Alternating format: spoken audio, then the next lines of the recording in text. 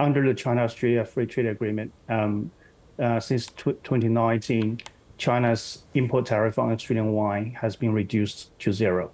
So there was zero tariff.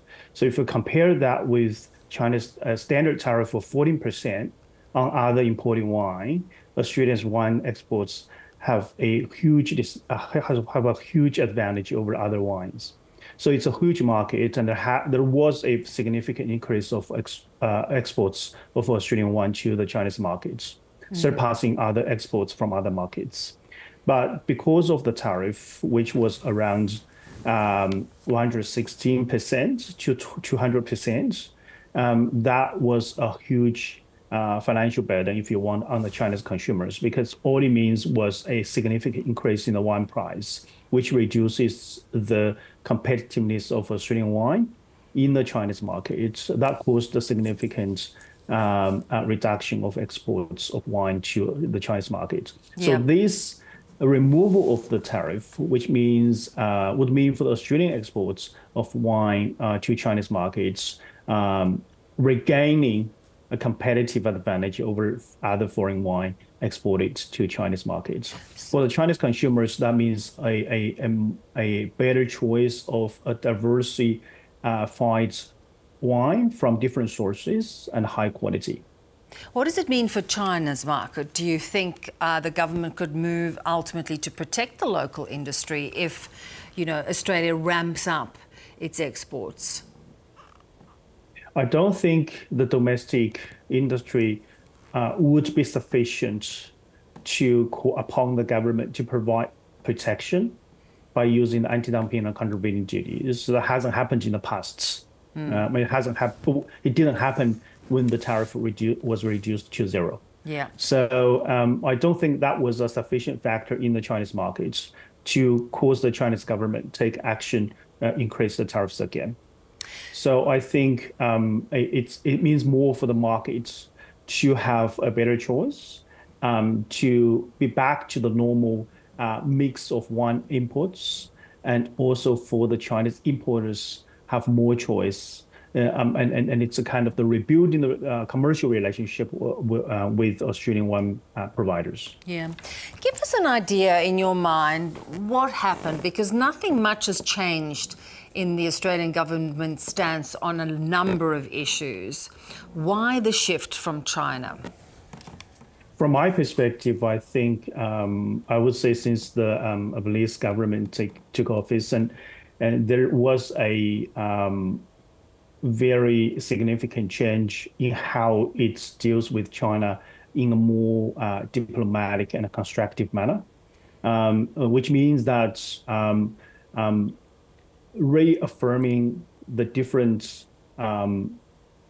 political system and the fundamental values, and recognize the differences, but at the same time, each country seeks to pursue its own national interests. So there was a mutually respectful manner in terms of the bilateral relationship, and there was more consultation in terms of especially when there is a difference and how to deal with the difference.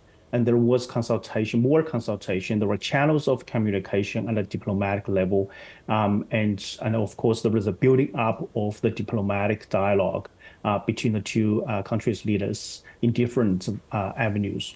So I saw this is there has been a gradual political efforts to rebuild the relationship in a more cooperative way, and to rebuild the habits of collaboration, and also to show that they can deal with the differences diplomatically.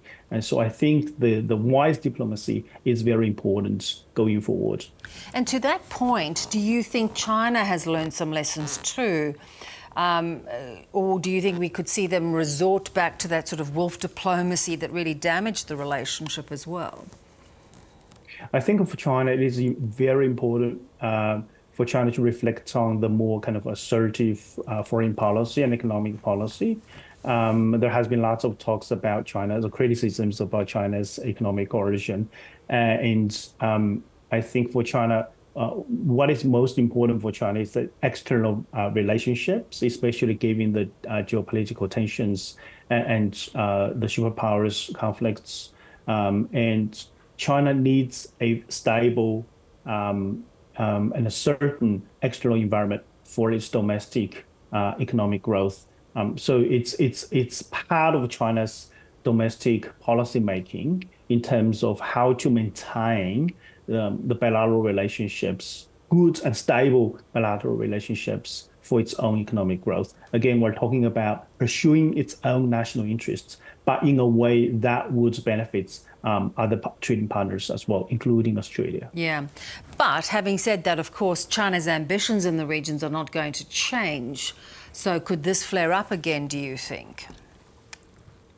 If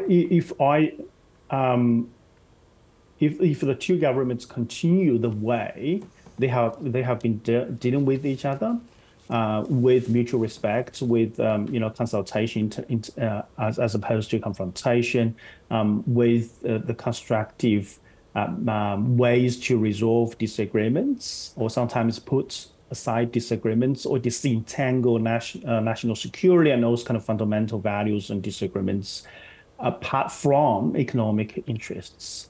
And especially if both countries do things for its people, I think the bilateral relationship will continue to flourish. Yeah, that's a really great point. So let's wait and watch and see how it develops, but very positive signs. Great to have you on. Thanks so much. Thank you for having me.